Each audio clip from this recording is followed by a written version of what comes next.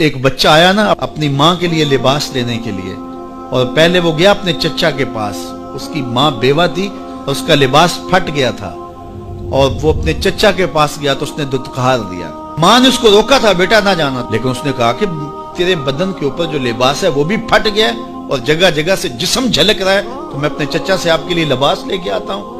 پھر جو رویہ اس نے اختیار کیا تو واپس روتا ہوا آ رہا تھا، تو کسی نے راستے نے پوچھا کہ کیا ماجرا ہوا؟ اس نے کہا چچا کے پاس گیا تھا ماں کے لیے لباس لینے، اس نے دلا کے بھیج دیا۔ اللہ اکبر۔ تو اس نے کہا کہ جا سین حرم میں محمد نام کا ایک شخص بیٹھا ہوا ہے، اگر تو اپنا دکھڑا اس کے سامنے پیش کرے تو وہ امید ہے تمہیں رد نہیں کریں گے، لیکن سن لے ان کا دین کوئی اور ہے۔ اللہ اکبر۔ اپنے ماں کے پاس آیا تو ماں کو کہا کہ چچا نے رلا کے بھیج دیا، لیکن آپ کی حالت مجھ سے دیکھی نہیں جا رہی۔ بچہ ابھی شعور کی منزلوں میں قدم رکھ رہا تھا، پہلے بہت چھوٹا تھا، اب اس کے اندر ایک جذبات تھے بچے کے اندر۔ تو ماں نے کہا کہ بیٹا نہیں ان کے پاس نہیں جانا، سنا ہے کہ جو ان سے ملے دین دھرم چھین لیتے ہیں اس کا۔ اللہ اکبر۔ تو حضور علیہ الصلوۃ والسلام کے پاس جانے سے ماں روکنے لگی، لیکن بچے نے کہا کہ امی میں پکا رہوں گا، بتوں کا وفادار رہوں گا، تم اس ٹینشن کو، اس پریشانی کو چھوڑ دو۔ اور حضور کی خدمت میں حاضر ہوا۔ حضور صحن حرم میں چادر اوڑے بیٹھے ہوئے تھے، اور جا کے کہنے لگا میں پہلے بات آپ سے کر لیتا ہوں، آپ کا دین میں نے قبول نہیں کرنا۔ حضور مسکرا کے بولے بیٹا بتاؤ کس لیے آئے ہو؟ کہا میری ماں بے لباس ہے، میں آپ سے لباس لینے آیا ہوں۔ حضور نے چادر رحمت اتار کے اس کے کندھوں پہ ڈالا۔ اللہ اکبر۔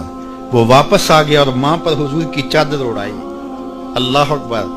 اور ماں نے کہا کہ بیٹے اس نے اپنا دین تو نہیں تجھے دیا؟ کہا نہ میں نے پہلے کہہ دیا تھا تیرے دین نہیں مانوں گا۔ ماں کہنے لگی پتر اس کا دین ماننا چاہیے، یہ جس نے رحمت کی چادر ہمارے سر پہ تار دی۔ اللہ اکبر۔ تیری تک کے ادامہ میں مرید ہو گئے۔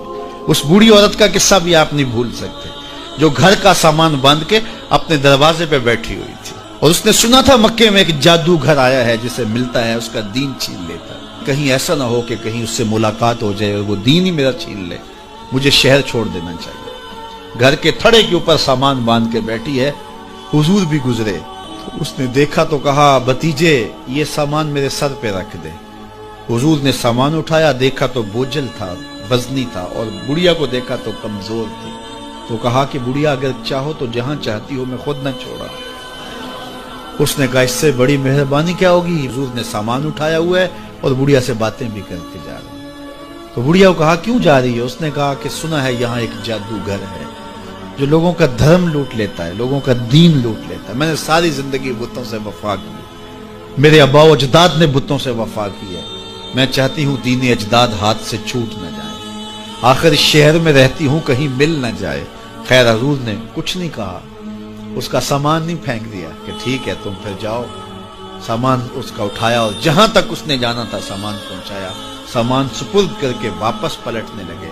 تو اس نے کہا بچے اپنا نام تو بتا دے، لوگ کہیں گے کہ مکہ چھوڑ آئی ہو تو بتاؤں گی ایک جادوگر کے دکھ سے چھوڑ آئی ہوں، تو وہ کتنا برا بھلا کہیں گے شہر مکہ کو کہ جس مکہ سے لوگ نقل مکانی کرنے پہ مجبور ہو گئے، تو میں انہیں یہ بھی بتاؤں گی کہ جس مکے میں جادوگر رہتا ہے اتنا اچھا نوجوان بھی رہتا ہے، تو تیرا نام لیا کروں گی، تیرے قصیدے پڑھا کروں گی۔